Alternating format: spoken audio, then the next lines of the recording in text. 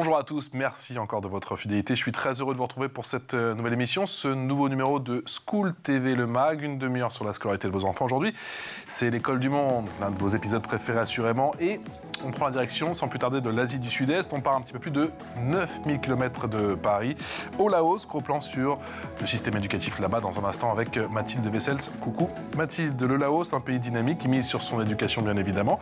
Quel est le modèle choisi, avec quels résultats et quelles limites? On en parle dans un instant avec nos invités. Et puis l'éducation, une question centrale bien évidemment pour le développement de nos sociétés. On verra dans quelle mesure le numérique peut, pourquoi pas, résoudre une partie de cette équation pour le moins délicate. Quelle approche et surtout avec quels moyens? On en parle dans un instant avec Monsieur le ministre Asoka Rasfon. Bonjour. Bonjour. Sabaïdi. Bonjour, Sabaïdi. Sabaïdi, comme on dit. Sabaïdi. Vous êtes ministre conseiller à l'ambassade de la République démocratique populaire de Laos en France et vous êtes accompagné en régie, effectivement, par Monsieur Kampao Chempeng Sai, qui est conseiller culturel et à l'éducation, effectivement, auprès de l'ambassade et qui vous accompagne. Sabaïdi à lui, du coup, aussi. Et Sabaïdi à Darasing Van Omsombat. Bonjour. Sabaïdi, voilà, c'est comme ça que... Et comment on dit enchanté? Enchanté, Nindi Tonhap, Nindi Huchakan. Alors, Sabaïdi et... Nindi. Et Ninjin Nindi. Huchakan. Unjakane. Voilà. J'ai assurément des progrès à faire. Il faudra être patient avec moi. Merci en tout cas à tous les deux d'être avec nous. On parle tout de suite du système éducatif au Laos avec Mathilde. Salut Mathilde. Salut, tu vas bien? Ça va. Niveau prononciation, je n'ai pas été au top. J'espère que tu feras beaucoup mieux. Parle-nous un petit peu du Laos et de son histoire. Oui, on va commencer par un peu d'histoire et de géographie. Le Laos se situe dans la péninsule indo-chinoise, située dans l'Asie, tu l'as dit, du sud-est, avec la Birmanie et la Chine au nord-ouest, la Thaïlande à l'ouest, le Cambodge au sud et le Vietnam à l'est. Comment s'organise Très bien entouré. Le Laos compte une population de plus de 7 millions de personnes et 49 ethnies. C'est absolument énorme. En ce qui concerne le système éducatif, jusqu'à la moitié du XXe siècle, l'instruction se faisait surtout dans les temples bouddhistes, donc c'était très oral. L'école se met en place sous la colonisation française entre 1893 et 1949 et démocratisée après l'indépendance du pays. Et aujourd'hui, comment s'organise le système laotien? Alors l'école la plus courante est l'école publique au Laos, mais certains enfants ont encore recours à l'éducation religieuse dans des temples ou des monastères. En ce qui concerne l'école publique, l'école primaire s'effectue en 5 ans, le collège 3 ans et puis 3 ans également pour le lycée. Il faut noter que beaucoup d'enfants, en raison de la pauvreté, n'atteignent pas l'enseignement secondaire. L'accès à l'éducation est surtout déterminé par la situation géographique, le sexe évidemment et l'appartenance ethnique des enfants. Si l'école est obligatoire de 6 à 11 ans, le coût de l'enseignement est conséquent et beaucoup de parents ne peuvent pas payer l'école pour leurs enfants. Comment s'organise l'année scolaire? Alors, elle est composée de 33 semaines d'école. Il n'est pas facile de connaître exactement les cours qui sont organisés, mais en théorie, les enfants ont cours de 9h à midi et de 14h à 16h. C'est un peu comme en France, en vrai, c'est sur toute la journée entière. Quelle est la langue principale? Alors, il s'agit du lao, qui est la langue officielle et utilisée pour l'enseignement, mais elle n'est pas parlée par tout le monde, ce qui va aussi participer en quelque sorte à accentuer certaines inégalités. Sans surprise, c'est surtout dans les zones rurales que l'accès à l'éducation reste encore compliqué aujourd'hui. Quel est le taux d'alphabétisation? Est-ce qu'on a une petite idée? Alors, il s'est considérablement amélioré ces dernières années. Il est de 85% en 2015 et de 87% en 2021, alors qu'il était de 58% pour les Laotiens de 15 et plus en 2011. Cette croissance a été rendue possible grâce aux investissements massifs du gouvernement dans les écoles et aussi l'aide internationale. On a l'éternel débat ici en France, on va en parler dans un instant avec nos invités concernant l'uniforme. Là-bas, c'est réglé. Vous savez que j'aime bien poser cette question quand j'ai l'information, effectivement. Oui, il est payant et il fait partie des frais demandés aux parents pour scolariser leur enfant. Il s'agit d'une chemise blanche, une jupe bleu marine pour les filles et un pantalon marine pour les garçons. Regardez comme ils sont trop mignons. On retrouve l'écusson de l'école cousu sur la chemise et un petit cordon rouge, vous voyez, autour du cou aussi. Donc, je trouve ça classe, moi, l'uniforme. Ouais, franchement, c'est top. Au-delà de tous les débats. Allez, c'est parti, l'expression orale. L'expression orale avec Monsieur le ministre, conseiller à l'ambassade de la République démocratique populaire de Laos. Laos en France, Asoka Rasfon, Monsieur le ministre, et Darasing Van Omsombat, qui est grand reporter digital. Plus de 7 millions d'habitants, effectivement, Mathilde le disait, Monsieur le ministre. Oui. 49 ethnies sur le papier. Créer, développer un système cohérent, c'est quand même assez compliqué. Oui, et pourtant, vous le faites. Oui, je pense que c'est notre point fort. Comme on est 49 ethnic group, alors on est bien réunis. Et c'est pour cela que je pense que le Laos garde toujours sa tranquillité ou la stabilité internale ou stabilité politique, n'est-ce pas? Parce qu'avec 49 ethnic groups, ce n'est pas facile à gérer. Je pense que c'est un point fort du pays. Et c'est pour cela que... Et même le Laos, je veux souligner qu'on est le pays qui ont reçu le gong du paix.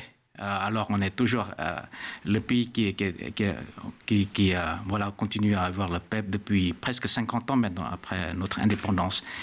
Et bien sûr, sur l'éducation, si on part sur le plan d'éducation, c'est un très grand enjeu pour le Laos, parce que pour former les populations avec des hautes niveaux, ce sont des investissements sur les ressources humaines, ce qu'on dit. Dara Singh Vanamsombat, je disais un véritable défi quand on part comme ça avec 49 ethnies pour effectivement fédérer et créer un système éducatif pour tout ce petit monde. Quand même. Tout à fait, c'est-à-dire qu'on revient un petit peu, si on se base un peu sur la France, lorsqu'il a fallu les langues régionales. Je vous coupe, mais voilà, mais parce que nous, on n'avait pas 49 ethnies, on avait quelques langues régionales. Mais c'était déjà compliqué. Mais je crois que le Laotien a une particularité, c'est de pouvoir fédérer, d'être dans l'unité. D'ailleurs, c'est une des devises, je pense, du pays, unité. Donc, ils adhèrent complètement, je dirais, à cette langue et à ce socle commun qui est pour unifier la langue. Et donc, l'éducation passe par la langue, effectivement, pour pouvoir parler aisément. Et l'éducation, monsieur le ministre, passe par le lao. C'était une évidence, l'enseignement, avec lao comme langue principale? Oui, la langue lao, ou ce qu'on appelle la langue laolum. Laolum, alors, c'est une langue... que toutes les 49 ethniques parlent, en fait. Mais je ne dirais pas que chaque ethnique, ils n'ont pas leur langue. Ils ont leur langue, ils ont leur culture. Ils ont, même quelques ethniques ont leur écriture. Mais quand même, le laolum, c'est la langue que tout le monde doit apprendre. Donc ça, c'est le prio pour le gouvernement. La langue que tout le monde doit apprendre, y compris dans les zones rurales? Exactement. Et si je veux rajouter un petit peu, compléter les propos du ministre, c'est que les laolums sont la majorité par rapport aux ethnies. En fait, c'est la majorité. Donc, c'est pour ça qu'on a pris le laolum comme langue principale et comme langue nationale. Monsieur le ministre, chaque semaine, on fait une émission effectivement sur les différents systèmes éducatifs. On a fait beaucoup de pays, y compris aussi en Asie. Quelle est la place de l'élève dans le système éducatif au Laos ? En fait, les élèves, ils sont le cœur. C'est eux qui sont le cœur du gouvernement. Et c'est pour ça que les élèves, ce que je veux dire, c'est l'accessibilité à le système d'éducation. C'est aussi important pour le pays, comme j'ai souligné au premier moment, que le gouvernement investit beaucoup sur la capacité ou sur les ressources humaines. C'est pour ça que les élèves jouent un rôle très clé pour le pays en ce moment. On peut dire aujourd'hui que le système éducatif est ouvert à tous les jeunes laotiens aujourd'hui et que le gouvernement a mis en place les conditions, que les conditions sont réunies pour que le maximum de Laotiens et de petites Laotiennes, justement, aient accès à cette éducation? Oui, je couvre le Laos depuis 2005, donc effectivement, j'ai vu une grande évolution, effectivement, et même déjà, la première fois que j'étais au Laos, c'était en 2001, la première fois que j'ai mis, et j'avais déjà observé cette alors, je ne parle pas de d'effort, mais c'est inclus déjà dans la culture de pouvoir envoyer ses enfants à l'école. Donc, souvenons-nous que c'est quand même une grande influence française, c'est-à-dire, on est sur la notion de diplôme, la notion de connaissance. Donc, envoyer ses enfants, et si on arrive à les envoyer à l'école, c'est déjà bien, qu'ils aillent le plus loin possible, c'est-à-dire jusqu'au niveau universitaire. Là, vous avez réussi votre vie en tant que parent, déjà. Donc, voilà, un peu, c'est pourquoi, je dirais, l'éducation joue un rôle primordial, et que l'élève, dans le système éducatif, est le fondement de ce système éducatif. Donc, plus on envoie d'élèves, et mieux c'est, plus ils ont de la connaissance, en fait. Voilà. Monsieur le ministre, vous nous diriez qu'effectivement, il y a une véritable, aujourd'hui, en 2023, volonté politique pour que ce système éducatif laotien, il triomphe, effectivement, et qu'il forme le maximum de citoyens de bonne qualité. Je pense qu'en fait, en 2015, on a annoncé que l'analphabétisation était déjà annulée. Alors, cela veut dire, au niveau d'école primaire, alors l'inscription ou la scolarisation est déjà aboutie. Alors, donc je pense que c'est un très bon réussite pour nous, parce que je me souviens dans les années 60, quand on a eu notre indépendance en 75, le niveau d'analphabétisation était très haut, hein, je dirais. Et maintenant, on a tout annulé. Donc, en ce moment, en 2021, était de 87%, soit une augmentation de 2,41% par rapport au 2015. Donc je pense que c'est une très bonne réussite. De Laos qui connaît une bonne réussite, qui en tout cas il va doucement mais sûrement, on dirait aujourd'hui. Oui, tout à fait. Ouais. C'est-à-dire que déjà moi quand j'ai fait mon mémoire en fait sur le Laos en 2011, j'avais effectivement pris ce point d'illettrisme plutôt, qui était déjà de 25% à l'époque il y a 10 ans. Aujourd'hui on est descendu aux alentours de 21%. Donc on voit bien en 10 ans comment il y a une régression et donc je suppute que si on prend cette théorie-là, que dans 10 ans, on sera en dessous des 20% même. Alors maintenant, arrivé au taux français, je crois qu'en France, on est à peu près à 3% de taux d'illettrisme, à peu près. Hein. Donc là, on a encore un peu des années, en fait, peut-être une vingtaine, une trentaine d'années avant de pouvoir atteindre ne serait-ce qu'un niveau en dessous des 10%. Comment sont formés, Monsieur le Ministre, les professeurs, justement, dans quelle mesure ils sont soutenus dans cette démarche à avoir un système d'excellence concernant le système éducatif laotien ? Les enseignants, normalement, ils sont formés à interne, cela veut dire au Laos, mais il y a certains qui font les études en étranger, dans les pays voisins, en Vietnam, en Thaïlande, surtout dans les pays régionaux.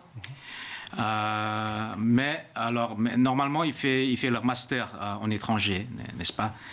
Mais la plupart des enseignants, comme je vous ai dit, sont formés dans le pays. Au niveau universitaire, on a ce qu'on appelle école pédagogique pour former les enseignants. Alors, en ce moment, on essaye à expandre, on fait aussi des facultés d'enseignants dans les autres provinces. Et dans le pays, en ce moment, il y a 4 grandes universités. Alors, dans chaque université, on a une faculté de pédagogique, ce qu'on appelle ça. Comment sont formés les professeurs? Où sont-ils formés? Alors, ils sont formés dans...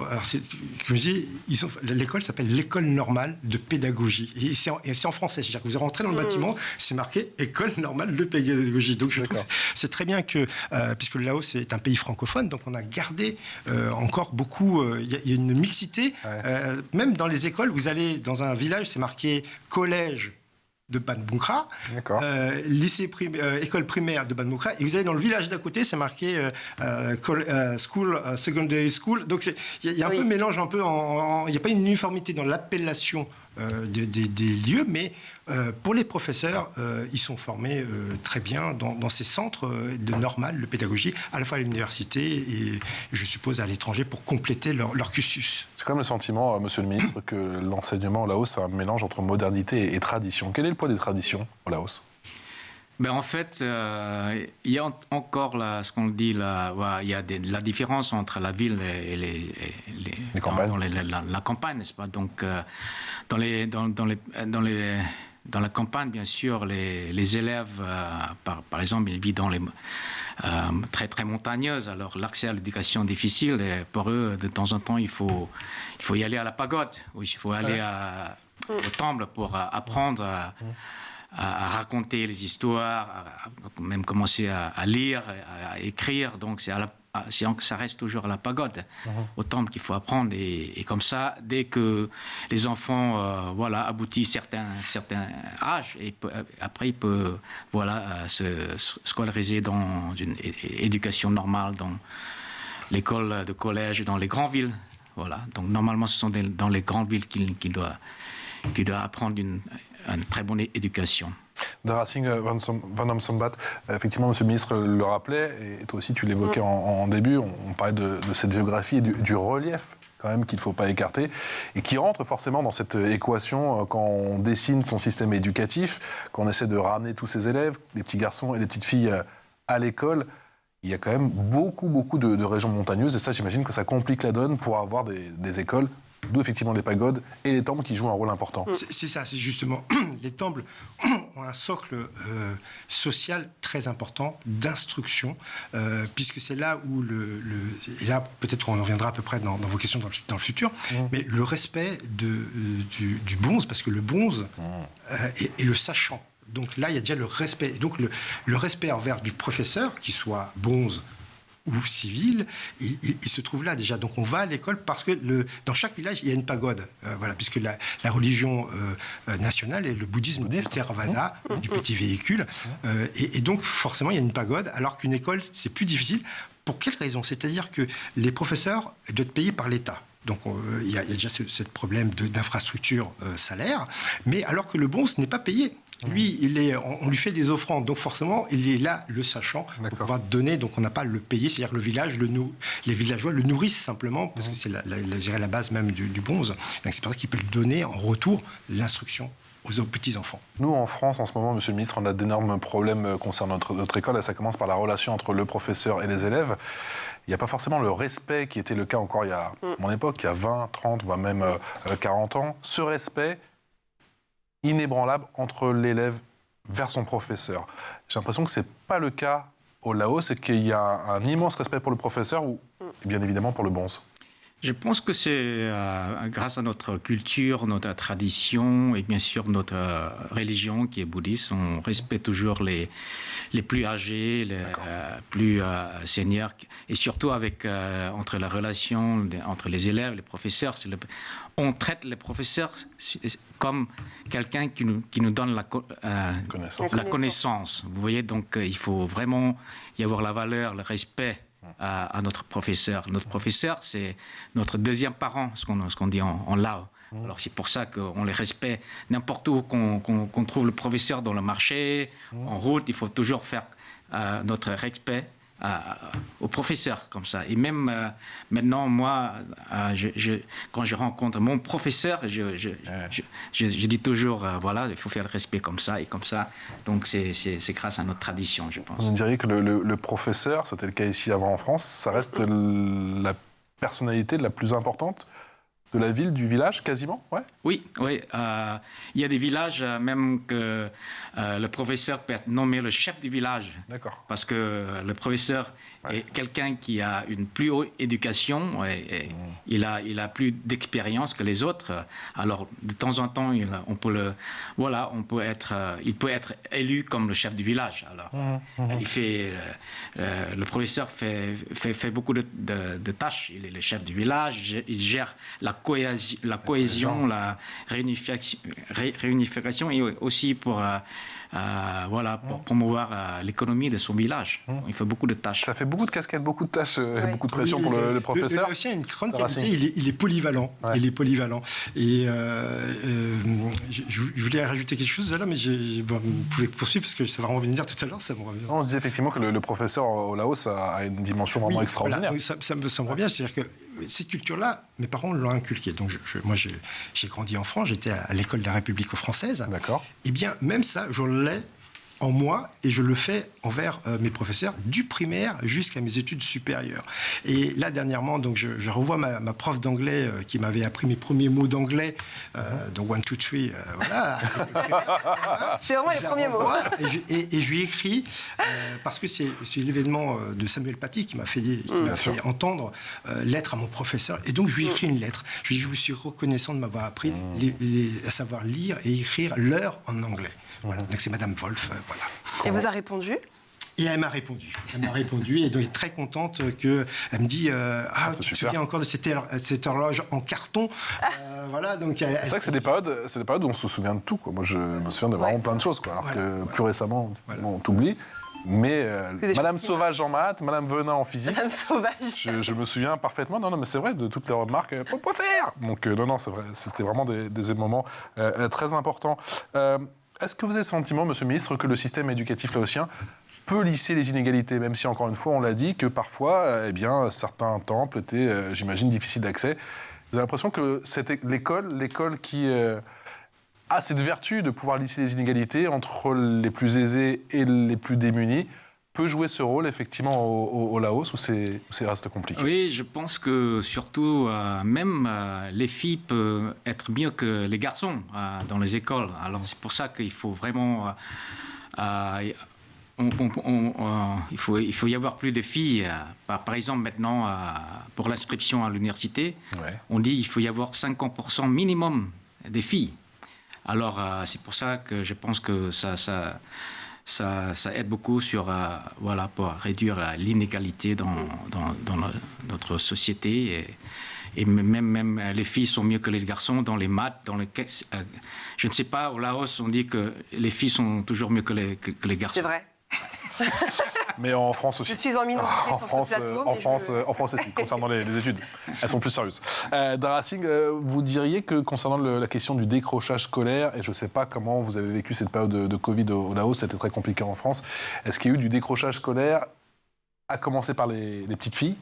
Alors, le décrochage scolaire, ce serait plus le ministre qui pourra en parler, mais je pense que qu'on soit au Laos, qu'on soit en France, la différence entre la France et le Laos, c'est que qu'on soit en ville ou dans la campagne, on a de quoi s'occuper dans la maison. Donc, je dirais, on le rattrape après.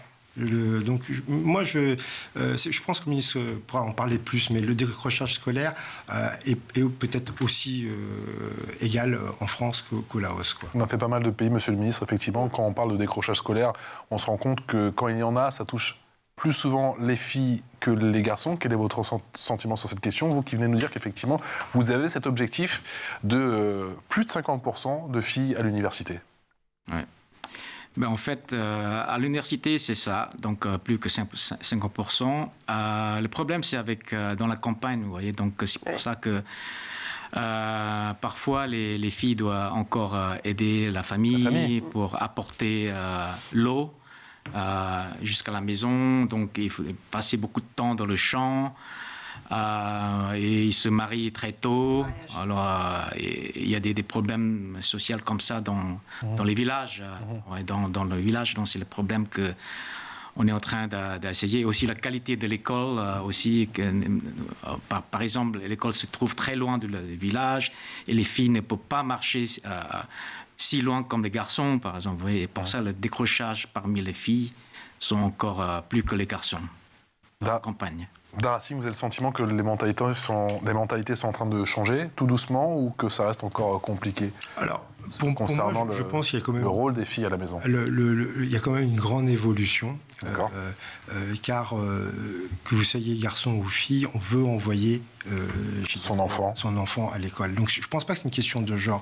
Après, là où il y a parler de décrochage, donc je peux y revenir, le décrochage se fait vraiment lorsque l'enfant, qu'il soit garçon ou fille, n'a pas un niveau suffisant. Donc il dit, je préfère aider les parents à la maison, que ce soit pour les champs ou pour d'autres travaux. Voilà. Donc c'est plus, je dirais, par rapport au niveau scolaire qu'il y a le vrai décrochage. Et donc, du coup, là, voilà.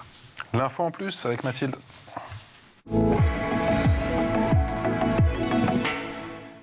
L'info en plus avec une belle histoire, ma chère Mathilde, celle d'une famille française originaire du Jura qui œuvre pour la scolarisation d'un village laotien. Oui, depuis 10 ans maintenant, la famille Strackler, dont la mère de famille est originaire du Laos, œuvre pour la scolarisation dans ce pays. Ils sont parents de 5 enfants. Ils sont tous adhérents à l'association Enfants du Mékong, qui permet de scolariser les enfants dans les régions les plus pauvres. Et en décembre 2012, un drame surgit dans la famille. Laure, la fille aînée de 27 ans, meurt accidentellement. La famille décide de se réunir et de réaliser ce que la jeune femme aurait toujours voulu faire: prendre en charge un village laotien et construire une école. Et le pari est réussi. 1 an plus tard, une école primaire en dur est bâtie avec 3 classes et une salle pour les 3 instituteurs. L'école porte le nom de Laure Strackler de Champassak. Champassak qui est le nom de la province laotienne où est construite donc l'école. Viennent ensuite la construction de sanitaires, le forage d'un puits de plus en plus profond et diverses plantations. Une belle histoire donc qui redonne un petit peu d'espoir. Je voulais savoir effectivement de la part de nos 2 invités. Monsieur le ministre, quel est le poids de l'école privée? On parle souvent effectivement dans nos différentes émissions du pôle école privée, que ce soit en France ou dans bien d'autres pays. On a quand même le sentiment que c'est en progression. C'est aussi en progression au Laos. Il y a de plus en plus d'écoles privées. Oui, en effet, parce que comme vous savez que l'éducation au Laos, bien sûr, on essaie à attraper au niveau régional en ce moment, vous voyez, et après au niveau international. Alors, l'éducation privée joue un très important rôle pour une qualité d'éducation. C'est pour cela que maintenant, les enfants au Laos ont le choix d'y aller dans une école privée pour obtenir, par exemple, un bac français. Un bac américain, par exemple. Vous voyez, donc c'est pour ça que les écoles privées commencent à être devenues de plus en plus populaires. Dara Singh Vanom Sombat, c'est une évidence. C'est une évidence que le poids du privé va aller crescendo, si je puis dire, qu'il va y avoir de plus en plus d'écoles privées. Au Laos. Oui, c'est une grande certitude parce qu'on l'a, que ce soit les différents pays qui investissent, comme les pays anglo-saxons, les ambassades, même les écoles Waldorf, comment dirais-je. Bref, il y a ça. Et aussi, même dans l'enseignement supérieur. Il y a déjà, comme nous en France, on a les grandes écoles, les écoles supérieures de commerce, les écoles d'ingénieurs qui sont privées. Et bien là-bas, c'est pareil. Donc il y a beaucoup d'écoles de commerce qui délivrent des masters, qui vont aller de plus en plus. Et moi, je suis de la certitude que les écoles privées vont prendre une part. Alors, aujourd'hui, je n'ai pas encore étudié le taux des écoles privées. Ouais. Moi, je le situe aujourd'hui à entre 10 à 20% d'écoles privées. Mais je pense que dans l'avenir, dans les 10 années prochaines, on va avoir une progression, on va doubler. Donc, on va passer à 30 à 40%. Mais elle ne dépassera pas, pour le moment, le public. Voilà. Puisque c'est comme l'école dit privé, dit argent. Bien sûr. Donc, les financements pour y aller. Mais j'y crois beaucoup. Mathilde. Oui, concernant les études supérieures, est-ce qu'il y a beaucoup de Laotiens qui quittent le pays, qui vont dans les pays, vous parliez des professeurs, mais peut-être en Thaïlande ou même carrément en Occident, et qui reviennent peut-être ou qui ne reviennent pas? Est-ce que vous voyez vraiment une sorte de fuite un peu des cerveaux au Laos ou pas du tout, où les gens restent?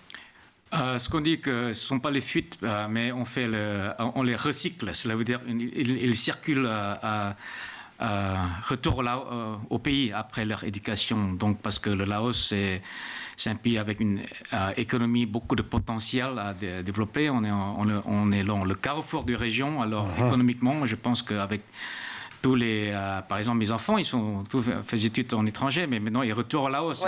Parce que ils apportent leurs connaissances. Ils apportent connaissances de Singapour, de l'Amérique, partout maintenant, à transformer le pays. Donc je pense que c'est très important que les enfants retournent au pays après leurs éducations en étranger. Monsieur le ministre, quelle est l'importance de l'extrascolaire? Est-ce que vous avez des activités extrascolaires en dehors des cours? Oui, extrascolaire, il y a des choses à faire, surtout dans les écoles publiques. Je me souviens quand j'étais à l'âge de 13 ans, 15 ans, je travaillais par exemple, avec mes amis pour chercher du bois, ou pour chercher du bois pour faire le mur pour l'école, ou sinon il faut travailler dans les week-ends pour faire les ménages de l'école. Vous voyez, donc ça, c'est quelque chose qu'on dit que c'est une discipline qu'il faut vraiment engager les enfants, qu'ils soient vraiment disciplinés depuis de très tôt. Petit. Ouais. Très petit. C'est vrai que nous, on parle extrascolaire, on parle de jouer au foot ou machin. C'est pas la même dimension là-bas. Ça existe aussi, bien évidemment. Bien sûr, mais ça, c'est plus orienté vers la diaspora étrangère qui se trouve là-bas. Ils vont à l'école de musique. Je dirais, si on voudrait résumer les études extrascolaires au Laos pour la jeunesse, c'est apprendre les arts laotiens, danser, jouer de la chorale musique. aussi, j'imagine. La chorale et le sport, parce que le sport est très en vogue, dont le foot. Le foot est évidemment, le foot partout. Voilà, mais pas que. Il y a le foot laotien, etc. Mais le sport extrascolaire, effectivement, quand les activités extrascolaires sont à une bonne place. Le sport, le chant et la danse. Et la danse. Et oui, aussi à jouer aux instruments musicaux. Par exemple, moi, j'ai appris à jouer mon guitare quand j'étais à l'âge de 12 ans. Donc, c'est pour ça qu'on fait tout. Donc, si on fait en plus des extrascolaires, donc je pense que c'est très bien pour les enfants. Merci en tout cas tous les deux d'avoir été avec nous pour nous présenter. Grand merci à vous. Ce si beau pays qu'est le Laos et ce système éducatif qui clairement est en progression. Merci à vous, monsieur le ministre. Vous voulez rajouter quelque chose? Oui, alors on a une tradition au Laos. On offre en fait un bracelet en coton aux professeurs en fin d'émission. aux invités de marque. Donc voilà, je voudrais vous offrir cette petite tradition laotienne qui est faite en fil de coton, puisque c'est une matière. Voilà. Donc alors vous faites comme ceci, juste là, comme ça. Là, vous donnez l'autre main. Là, vous la tournez comme ça. Et voilà. Et un petit peu plus haut ta main, Mathilde. Alors, donc, tu as ta caméra. Un peu plus haut. Voilà, parfait. Mathilde, donc je vous souhaite de réussir encore dans cette émission et cette chaîne de télévision, de grandir, que vos rêves se réalisent. Merci beaucoup. Voilà un petit peu. Et puis à vous aussi, donc je dois le faire aussi. Et donc voilà. Ça me parle, je l'ai fait pour mes 10 ans de mariage, effectivement. C'est vrai ? Ouais, effectivement, tous les invités nous offraient ça. Aussi de présenter avec cette émission. Ah, c'est drôle. Aussi longtemps que cela vous donne la passion d'animer dans ce métier. Et c'est ainsi que se termine cette tradition laotienne. Et voilà. Une émission avec ou sans Mathilde ? Vous ne m'avez pas précisé. Comment ça ? Moi, je viens. Merci à tous les deux. Merci, monsieur le ministre. Merci à vous. Merci à tous. Merci encore une fois pour cette magnifique émission. Je suis très touché. Oui. Merci beaucoup. Et ça, moi, ça avait marché pour mon mariage. Hein. Alors, j'en avais une vingtaine, du coup. Et je les gardais. Tu étais obligé de les garder si tu voulais absolument que... Le mariage dure. Non, 3 jours. que tous tes vœux soient exaucés, quoi. Et moi, il m'avait dit, il faut garder 2 mois. Donc, j'avais gardé 2 mois. Donc, c'était quand même très comique. Ouais. Merci infiniment, messieurs. Merci, monsieur le ministre. Asokar Asfon, qui est ministre conseiller à l'ambassade de la République démocratique populaire, là-haut en France, et Drasing Van Omsombat, qui est grand reporter digital. Merci encore. C'était un vrai plaisir de vous avoir pendant une demi-heure. On espère vous revoir l'année prochaine pour faire un nouveau point d'étape, pourquoi pas, et voir effectivement les différentes réformes et les différents résultats dans le système éducatif laotien. Merci Mathilde. Merci. On se retrouve demain.